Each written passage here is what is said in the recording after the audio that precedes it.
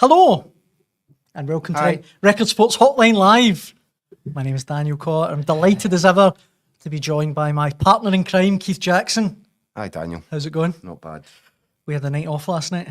Yeah, I was travelling back from Warsaw. Absolutely fantastic Scotland performance. We did tell you, Scotty and I both told you all. We I don't will. know if people pay attention, but the two of us have now tipped back-to-back wins You have, to be fair. You have. because we know I what we're think talking about. you said 2-1 as well, didn't you? We got that. We got score lines the wrong way round. Oh, did you? Aye. Right, okay. Two Scotland wins. I said 2-1 as well. I just want to make that in the paper. There it is. Abundantly clear. I didn't even give him an intro. Record Sports Andy Newport. Andy, how's it going? I'm very well. Good to see you, boys. Good to see you. See- back. see, Well, Andy- since I've been on the hotline live, it's been a It has been a while. Had a wee But I week tell- off. I tell you what, mate. I mean, there you go. This is a user-friendly program here. I mean, we're giving out free advice. People could have taken that to the bookies, and I don't know what odds you would have got in two Scotland wins, back-to-back Scotland wins in these games. But there you go. Good odds. Record Sports boys called it. Bash the bookies. We will talk more about Scotland later in the show. Obviously, the World Cup. Well, Because I'm not fed up talking about no, Scotland. you're quite. Still in that enjoying it mode. Well, we'll talk about them. You said before we come on air, Andy, that I forget that we've got this relegation playoff coming up in March as well. So we'll talk about that, and we'll also talk about World Cup I don't qualifying. even like the term. Can we I know. just drop the word relegation? Like what we call Just it's playoff. League A playoff. Aye. It's a playoff. Aye. Bible. Because relegation makes it sound as if it's Aye. stained with failure. Do you know what? Very quickly, I remember thinking, "Oh, Nations League," but see now, I really want to stay in League A. Yeah, I know. Like, do you know, I'm really bothered if we get relegated. Anyway, but we'll come to that a bit later on. But I think the best place for us to start, Andy, is Rangers. It's a team that obviously you follow a lot with Record Sport. I think the first thing maybe mentioning is Michael Beale. He's back in employment. Not at Rangers, I hasten to add. By the way, you just caused heart attacks. Don't panic, he's not quite at Rangers. He's the new chief exec. Listen, you can't rule it out these days. But Andy, he's back as a Rangers link, obviously, with Steven Gerrard at Al-Ettifaq. Bit of a weird one, it feels to me anyway. Yeah, it's a sort of strange one as well. I mean, I didn't really see it coming in terms of I mean, must admit, I kind of assumed that there'd been some sort of parting of the ways between the two of them. That's what I thought, I think there'd been whispers of a falling out. I'm not entirely sure how correct those are, but I was quite surprised when the news came through today. I think as Keith was sort of looking to, I think the Rangers fans will be quite. Let me put it this way: I think this might shut down all the rumours, the whispers, the suggestions of Steven Gerrard coming back to Ibrox, because if that's now a package again, I can't see Michael Beale being sort of welcome back through the front door of Edmiston Drive anytime soon. But yeah, listen, I mean, obviously as a partnership at Ibrox, they were very successful. That's where you got all this sort of notion that Michael Beale was the sort of brains behind the tactical brains behind the operation when they were obviously winning that league title in 2021 together. And Gerrard was more the front man, the motivator, and Beale was the master tactician. I think that sort of notion was sort of wiped away a wee bit with his spell at Ibrox. But yeah, perhaps they've realised that they're better together than apart. And maybe it's like that old, Cloughy and was it Taylor at Nottingham Forest? They always seem to, Yeah. they never seem to quite crack it on their own. They always had to be the dream team together. So perhaps maybe they've come to that sort of conclusion. I don't know if either of you saw that just before this news came out yesterday, Michael Beale was talking about, he was on a podcast, I don't know if you saw it, Andy, but he was talking about, he blamed the stakes around Ibrox for his time, for it not going well. The stakes? The snakes. And I remember, like a lot of Rangers fans have picked up on this. It's a bit rich when he's sitting in the stand when Van Bronckhorst is still there. That was a terrible way to start, wasn't it? Aye. And started badly and went downhill from there, really, for Michael Beale. What he did, if he's talking about,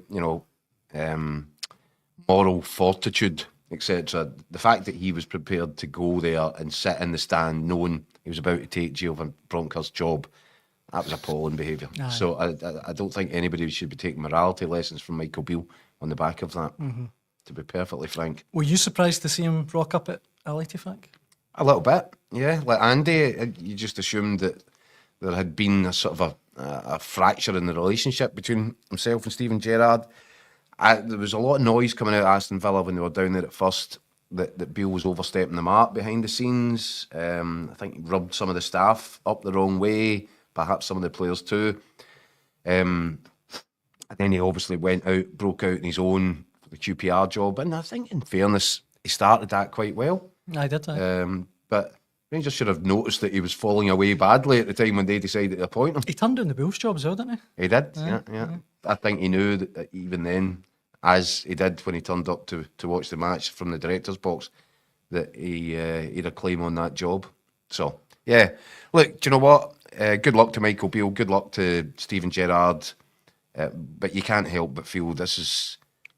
Saudi. The whole Saudi thing, it just feels like a sort of grazing yard for horses that have been put out to start. I mean, it's not real. I do. It's not real. The economic envy in me, I do wonder. Oh yeah, they'll make a few man. quid. Oh, They'll make a few quid, but I mean, wow. Do you think they're doing a hotline over there? Do you think we could put the feelers out? I'm not sure that Sharia law would accept us. Very good point. Andy, elsewhere at Rangers. Oh no, what have I said? Moving swiftly on. Nils Coppin, were you surprised? But I mean, what is his new role? Technical director, I think he's been promoted to, and it sounds like, certainly from what I read yesterday, he's overseen almost every department at Rangers now. Surprised? No, because it falls apart at Rangers in terms of how they go about recruiting. It seems remarkable that no matter what the position is, there always seems to be an internal candidate that seems to be the best man for the job. I suppose, in fairness, in terms of the remit that they're looking for, somebody who's done the job, experienced in it before, proven themselves in difficult circumstances, and has been able to, succeed, and is willing to come to Rangers and is affordable. There's probably not that many of those type of characters, those type of candidates about. So they've probably had to, they've had to cut one or two of those requirements from the equation, and they've landed on Nils Coppin. So, listen, I can understand the scepticism amongst the supporters. I mean, you've got a guy here who's been here a year. There's not any great evidence that what he was doing in his previous job was massively successful. Michael Beale was talking about there, get absolutely slaughtered for his summer recruitment drive. I mean, I think there's an argument to be made that this year's summer recruitment hasn't been all that much better. So what that has gone on over the summer has persuaded the board that he is now a man who deserves to have more responsibilities.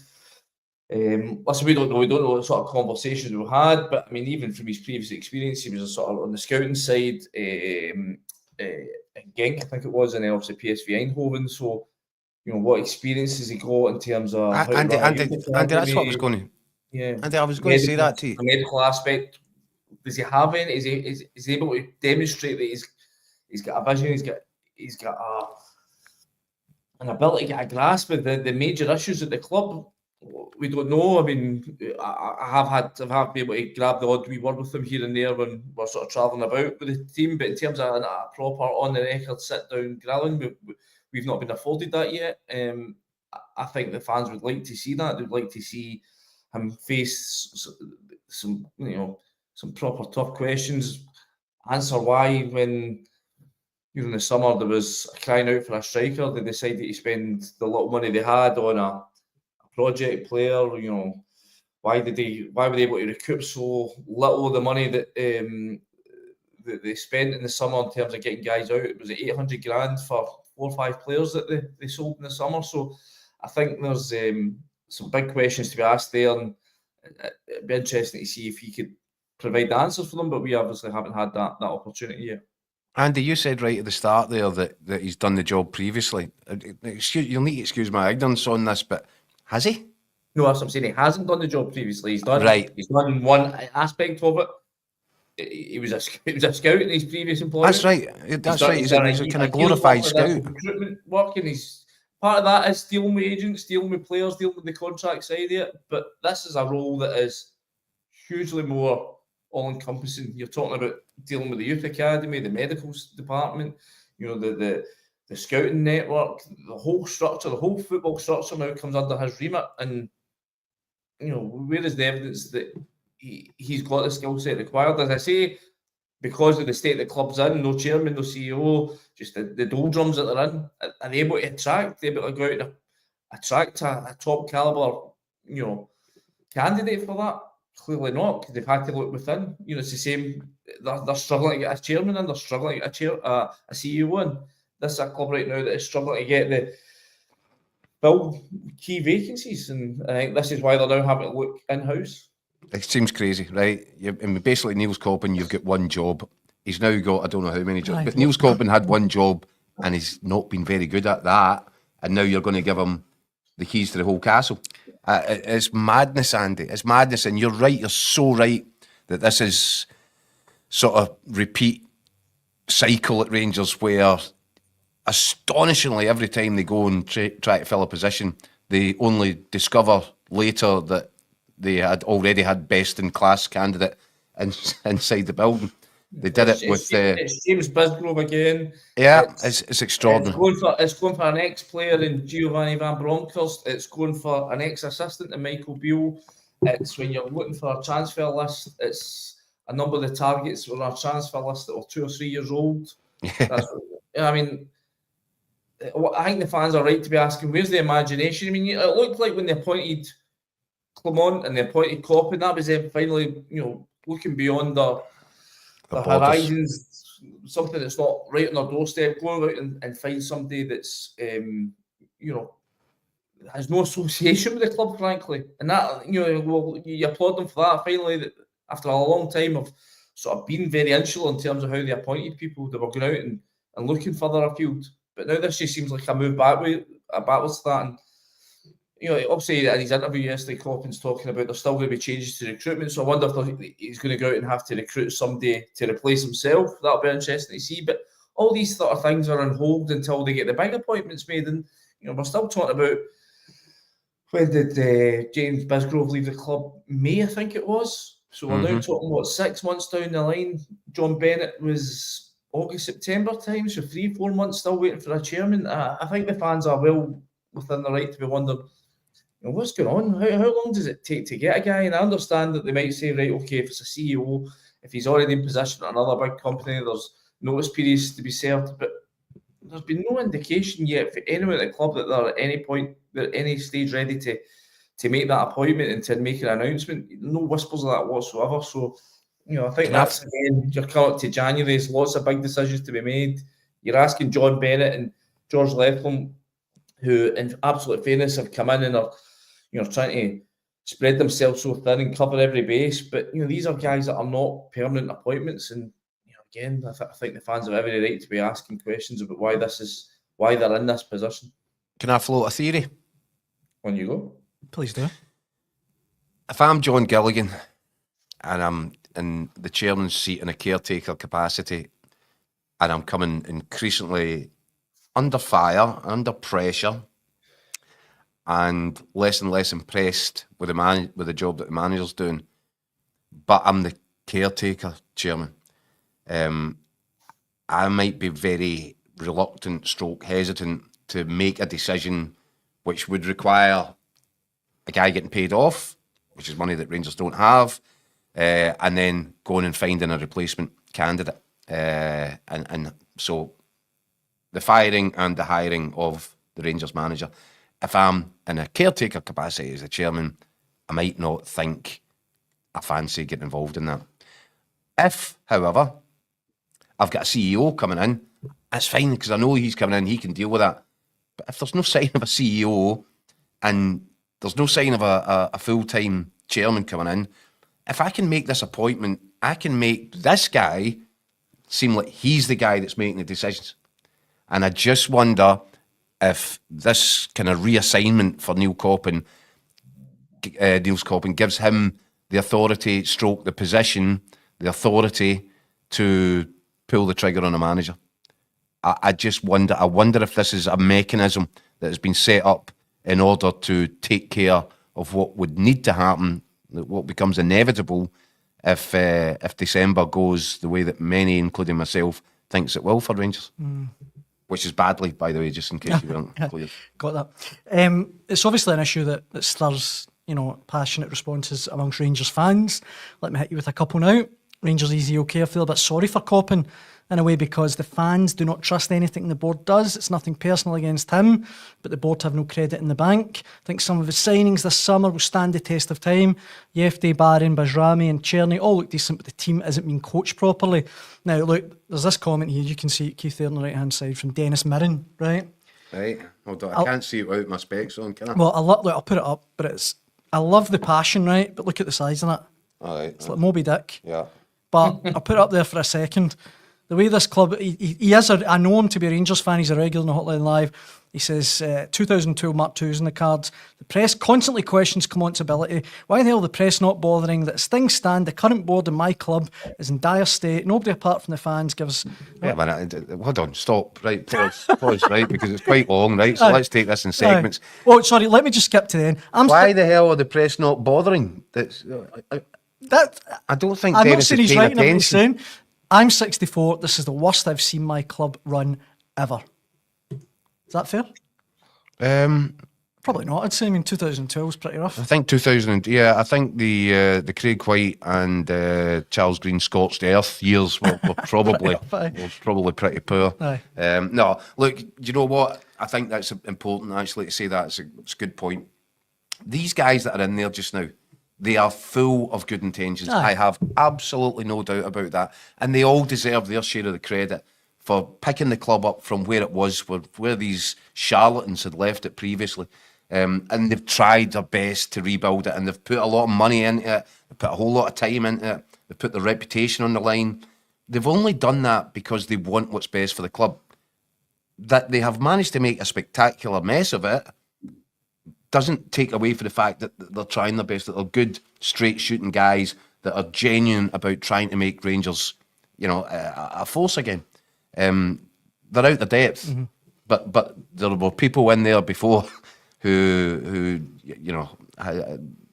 they didn't, let's just say, they didn't share that passion or the motivation to try.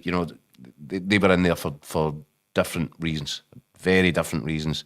And some of them really quite sinister. It's nothing against Niels Coppin. Like, if I come in here tomorrow and there was an email put round saying Daniel's now in charge of HR or something, like, you go, is that your role? Is that what you do? Like, it just seems... that you do. This is it. You're watching it.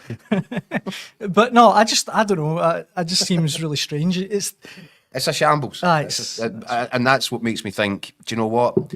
You can actually make this a short term. You're not having to recruit somebody. He's already on the payroll. You might have to give him a couple of quid extra because he's now got 5 jobs to do instead of just the one. But if a new chief executive comes in and he's, doesn't like what he sees in Niels Coppin, then you're not hiring somebody, putting them in a 4-year deal, and it's a fresh wage to add to the bill. So you just wonder, is this a sort of convenient, plaster of an appointment? And also, I do think that there's a potential there that it becomes the safety net stroke, the machinery, the mechanism that might have to click into place in December if Philip Clement gets a rough ride of things in the League Cup final at Hampden, which I'd rather suspect he might. Well, but this comment, just to finish on it, the board are our we didn't get through the rest. Oh, we did. We moved on for Dennis. The board are our version of the Kellys. Obviously, referring back to Celtic in the early 90s. I don't know if that's fair or not, but... No, probably not. Again, I'd refer you to my previous answer. Aye. These guys are in there. They're just not very good at running a football club, but they're genuinely trying their best. Aye, fair enough. Another football club in the news today, Hearts. Yeah, interesting. We've talked about it a little bit, but Tony Bloom. The headlines of this proposed investment are pretty eye-catching. There's 10 million's been floated about. Hearts have now put out a statement saying they're now working with Jamestown Analytics. That's a £10 million investment. Well, I was going to say, if you're a Hearts fan, it's quite exciting, I'd imagine. Yeah, and Andrew McKinley's already said that he reckons that this could be the game changer for Hearts in terms of making them really competitive, making them potential title challengers. So let's see. Look, do you know what? I am not going to sit here and, I wondered about the Neil Critchley appointment. I wondered what how the Boffins had come up with him as the ideal candidate. Because we talked about the supercomputer, and if you'd said when we were having those chats, when Neil Critchley, you'd have been, I don't know about that. Wow, yeah. So I'm still unsure about that. So I wonder, have Hearts got a kind of retrograde version of the Jamestown Analytics? Have they got one? A Sega Mega Drive version? So I will wait and see. But in principle, in theory, if Hearts can do what Saint-Gilloise have in Belgium, obviously what Brighton are doing, in theory, it really works. It really, really works. So if this supercomputer is now going to churn out, now obviously it's not going to be the same bracket of players that Brighton are going for, because it's all about in context your own situation. Hearts won't be looking at the same level of players, but just say they can sign the players here and there. The computer tells them we go for this guy, that guy, that guy. They sign guys for 50 grand and end up selling them for 5 million. That's the model. Aye. And the data and Brighton are the perfect example for how it was. So if Hearts can pull off a version of that in Scotland, they will. They will improve. They will improve dramatically. And yes, I do believe if you look at Brighton and you become the Hearts version of that, then why wouldn't you be in the mix at the top end of the table? They should be. They should be anyway. They should be. I was going to say that. But if these tweets, if this analytics program can be applied across the board at Hearts the way it has been at Brighton, and I'm really excited to see it. Graham Duthie, who's written in watching live on YouTube, not saying for a second Hearts will challenge for a title with this investment or analytics, but it can help us sign a better standard of players and then sell them for a profit. It's a good thing for me. That again sounds great to me if you're a Hearts fan. But what does Tony Bloom get in return? Is he then a minority stakeholder? Is he? I don't know. You'd need to see the contract. Aye. Put it this way. Let's just imagine a situation where I've got an analytics company, right, and you've got a football team, and you come to me and say, "We'd love to." I says, "Right, okay. Yep, you can have a crack at my laptop, not a problem." And I tell you what I'll do. I'll give you some money to go and buy some players. But see, if I do all that, then there better be something in it for me. That's what I mean, aye. So, I don't know. If I was writing that contract and you were, entering into business with me, I'd be like, well, if I find you a centre forward for 100 grand and you end up selling for 10 million, I think I'll be looking for my slice of that. And that's... I think that would be perfectly reasonable. I was going to say that sounds understandable to me, but, what do you make whether or not that is the reality, that might who not knows? be, but who knows? But that's the way it's going to be when you run a football club and you come and look for my money. We'll talk about that later. Andy, Hearts title challenges under Tony Bloom, can you see it?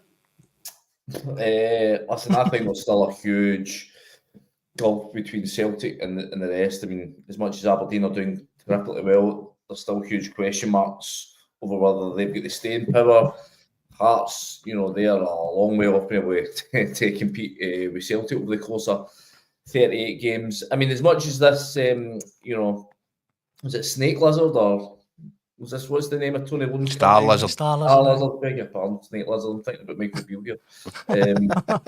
He's, as much as he's obviously had success with USG, relative success with Brighton in the Premier League. I'm just looking at Como there. I think it's another team in the stable there. That's right, Andy. Languishing sort of the bottom end of the Serie A. So it's still early part of the season, but I don't think these things are always guaranteed to be successful. I think you need to look at each league and its own merits and the unique aspects of them. And the unique aspect of Scotland is that you have normally two clubs that are far and away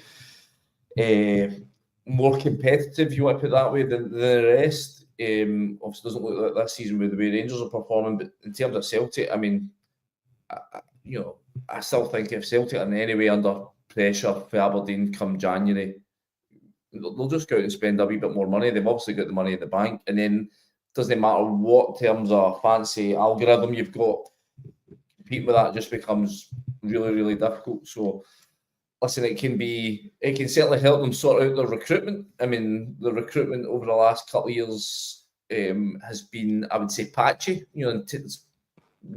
Certainly some of the guys that have come in have done really well, but in terms of getting somebody to come in and take that burden off of Lawrence Shankland, that goal scoring burden, they've pretty much failed, especially this summer. I mean, without Shankland's goals, you see where they are really. So, I think, I think there's a lot to be proved in that sense if this is going to be something that's going to be a massive game changer. But I think in terms of recruitment, they can only get better. They couldn't, for a club of the size of Hearts, for them to be where they are, that tells you something serious has gone wrong in terms of the recruitment. So I think they might be looking at it from a different angle. And I get what you're saying, right? Nobody's expecting, just because of a few algorithms and a good computer programmer, that Hearts are going to be rivaling Celtic and taking the title off them. That's not a real suggestion, really. If they can get this so-called player trading model, if they can get that running, and they can be then more, and it's a gradual process. I think 10 million there, then you can grow the club, and it's bit by bit. Incrementals. And that's where you get your return. But here's how I think they're looking at it. You don't need to beat Celtic. You don't even need to beat Rangers. See, as long as you're the third best side consistently in the Premier League, in Scotland's Premier League, you have access to Europe every season. And there's a lot of money to be made in getting access to European football every season. So, yeah, the idea is brilliant. Yeah, let's challenge Celtic. Let's get above Rangers and let's challenge Celtic, as Aberdeen are doing right now. But in reality, it's a big ask. And if Rangers finally get themselves sorted out, it'll be a big ask to split the pair of them. What they need to do is be better than Aberdeen. What they need to do is get themselves into a situation where they're almost guaranteeing themselves third. Because if you guarantee yourself third, you're unlocking an absolute avalanche of money every summer. Just get into these group stages. UEFA are expanding the competitions, expanding the amount of games that clubs are playing. There is real significant money to be made. And that's why, this is something that some clubs should have been thinking at a long time ago.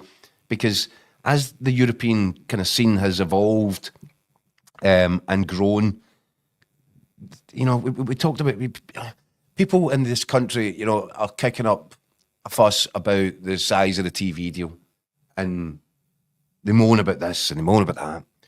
But when forget the TV deal, guys. Europe's where the money is. You sort your club out, get yourselves in order, and get into Europe. Because if you can do that and do it season on season, the money you make from a TV deal is just blown away. That's where all the revenue is. And the key is to find a way of unlocking it. And I think that's the angle for Hearts. Make themselves better than the rest.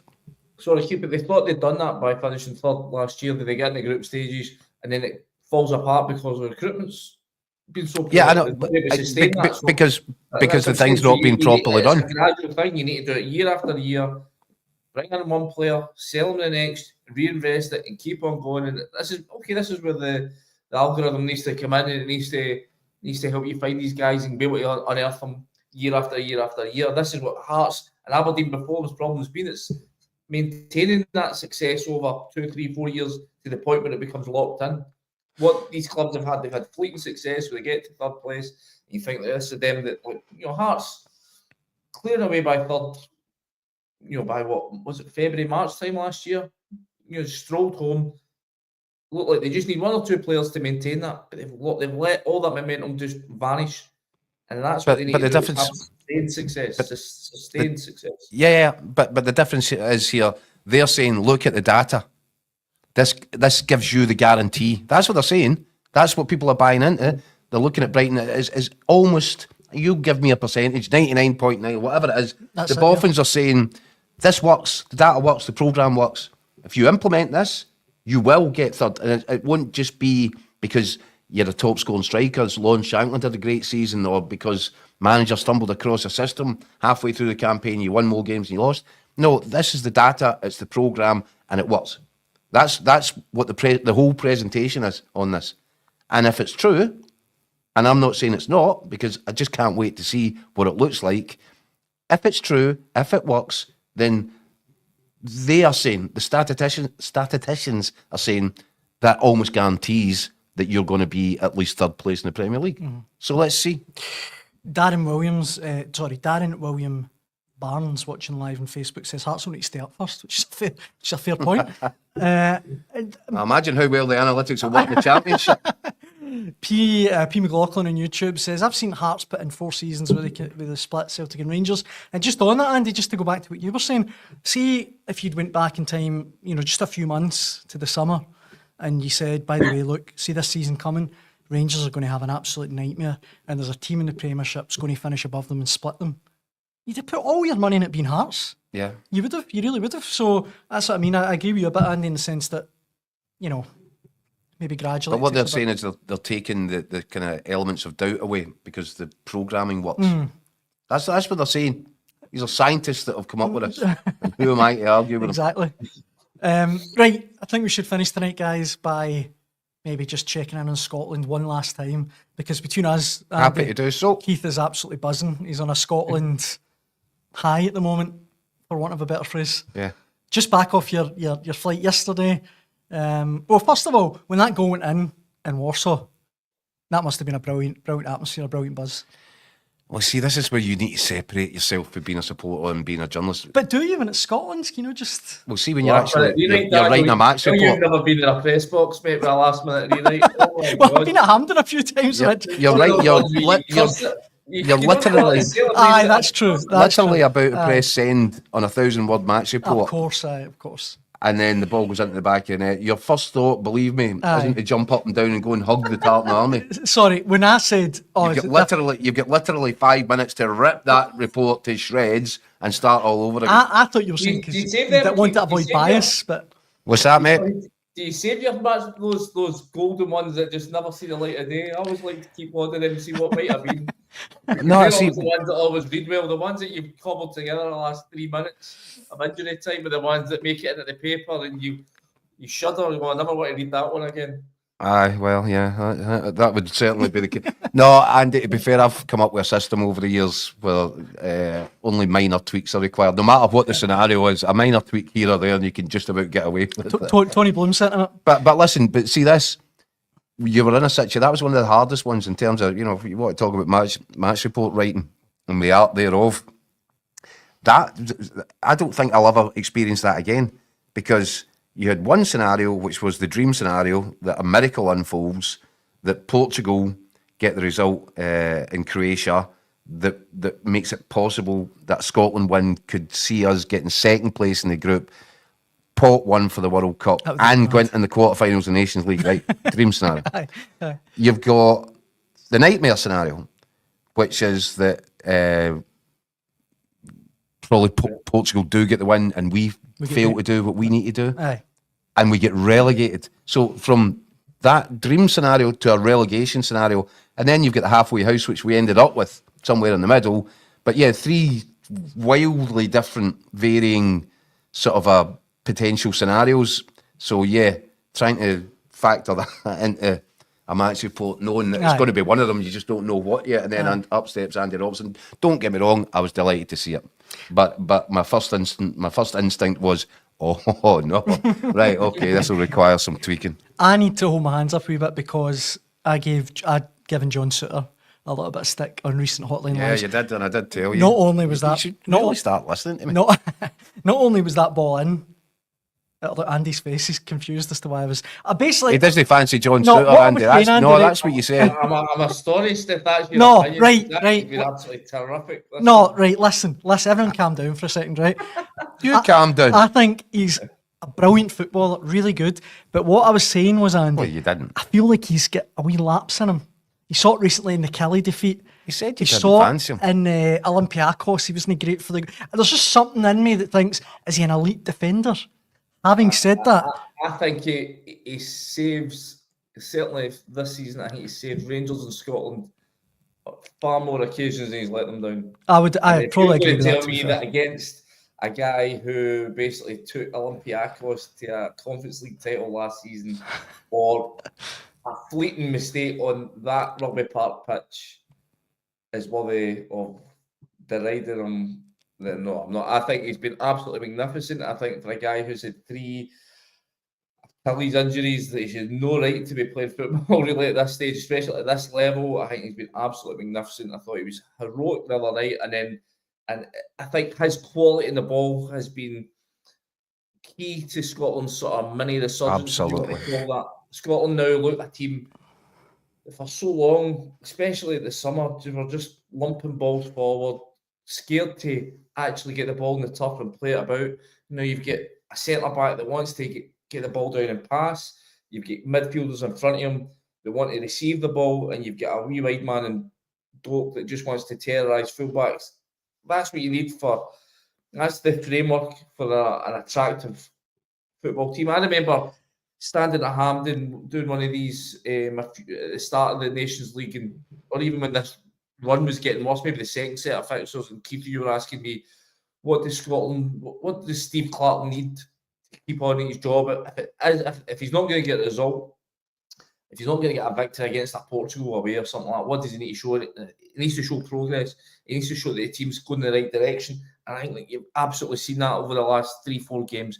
This is a Scotland team that now has a way of playing, now has the individuals to be able to implement that. And I think John Souttar's absolutely key to that. You put him in there, he'll take the ball off of Craig Gordon and look to pass into feet. You've got Billy Gilmore, McTominay, guys comfortable receiving in a half turn, looking up, picking passes, finding Doak, and then you're at the races. I think that is the Scotland blueprint now, and I think your centre back's absolutely fundamental to that. Spot on, and I did say, Daniel, when you were talking strange stuff, that for me, John Souttar is probably the best Scottish centre half that we've got, and I think these performances are helping to confirm that.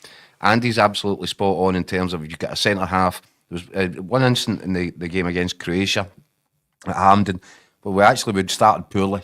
Let's get it right. We were a yard off it all over the pitch. We were being careless in possession. And Souttar stepped forward, and I hate the phrase breaks the lines, but he had to pass through the lines into McTominay. Now, as it happened, I think McTominay might have fell over trying to turn. That was just one of those games. But that's what you're looking for. That's the difference he makes. Souttar, he's an absolute unit of a guy. He's rapid over the ground. He loves defending, loves getting his head on stuff, but he can play.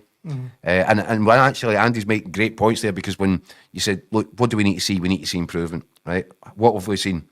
Craig Gordon is an upgrade on Angus Gunn. Yep. And the way Angus Gunn has struggled for form, you're now more secure. Would Angus Gunn have made the saves that Craig Gordon made the other night in Warsaw? Maybe. I'm doubtful. So that's improvement. We've improved our goalkeeping position. Tony Ralston at right back had a really uncomfortable Euros, but is looking more and more assured, more and more solid. I mean, he was an absolute, you can hang your hat on him over these last 2 games. But he's not the long-term answer, because we've got Aaron Hickey and Nathan Patterson who could come back in front of that and improve it. Souttar has improved the middle of the defence. Andy Robertson's Andy Robertson. Billy Gilmore has been given more, I don't know, not freedom, but more authority in the middle of the pitch. Maybe the fact that Callum McGregor and he are very similar, and they both like to dictate and start moves and be the sort of quarterback. Maybe the fact that Callum McGregor has decided to move on has opened things up a little bit for Billy Gilmore to be the guy. Yeah. I'm the guy now. Maybe he was operating in Callum McGregor's shadow. Now Callum McGregor's away. It looks like he defers to him an awful lot and go, right, I'll be your guy, I'll be your legs beside you. Kenny McLean's just there. Kenny McLean knows that he can't do what Billy Gilmore does. But he does know, if I get about, I can be the perfect foil for him. I can let him go and dominate games in the way that we've seen. That's improved. I hate to say that losing Callum McGregor was a good thing for Scotland, because I don't believe it. But I am looking at Billy Gilmore flourishing in there with that added responsibility that he's taking on his shoulders. And he is top notch. I think Billy it's a bit like when England used to try and cram Scholes Lampard, Gerrard, all in the same team, and they're all trying to do pretty much the same thing, and it just never worked. At some point, you have to go, okay, in our case, it's because Cal McGregor's decided to hang his international boots up, but at some point, you have to go, we can't have all these guys that are great. We were lucky with, in terms of the Tierney Roberts thing, we were able to come up with a system that could facilitate getting these two guys that play the same position in the same team, and we've got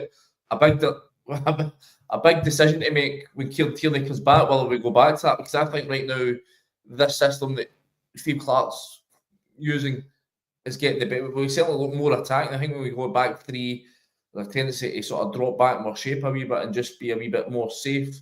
This is we've got a shape. Obviously, the individuals, especially with Ben Doak, that allow you to go in the front foot. But I think he's right. If you get McGregor and Gilmour there, both trying to be the main man in midfield, I'm not sure that works. I think from a team perspective, you really need to have one guy going, right, I'm going to be your playmaker, and everybody else has to sort of play to his rhythm.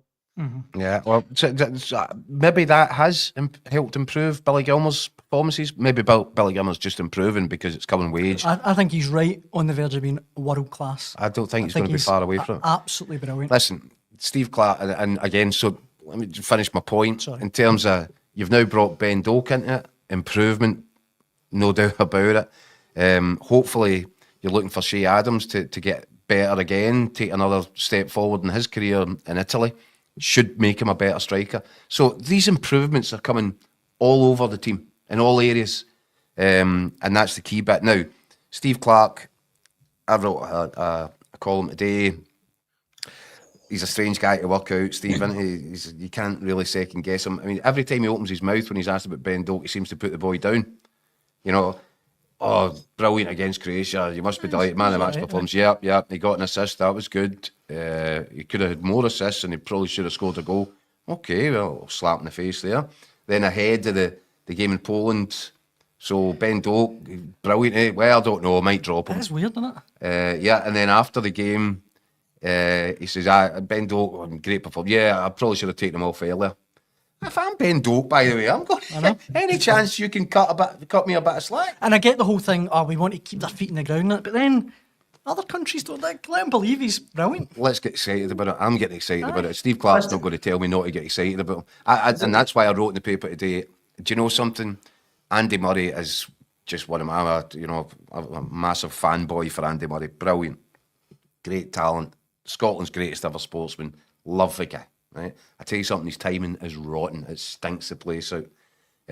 Because not only did he come through at a time when Nadal and Djokovic and Federer were all winning majors. Tennis ever, yeah, but he managed to get through all that and still became number one. Fleeting because his body broke down and because of the effort required to take him there. But he did it. And he's won Wimbledon and he's just the guy, right? Fine. Timing stinks. Why?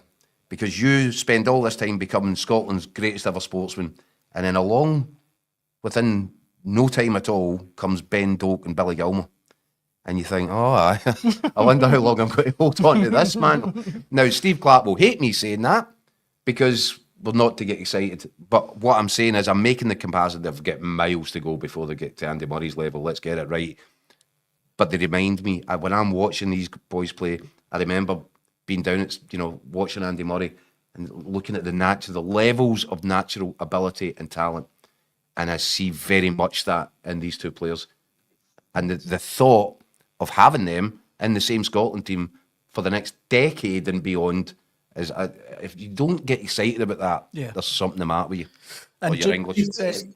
Casey, when it comes to Clarke, when it comes to Clarke and the way he's behaving around and the way his demeanour around Ben Doak and just trying to sort of downplay everything, I just wonder if that's part of, he knows the boy's character, he knows what he's like, and he knows that maybe he needs to challenge him a wee bit. Maybe he needs to, it's this old carrot and stick, give him a bit of a stick and go and prove me wrong.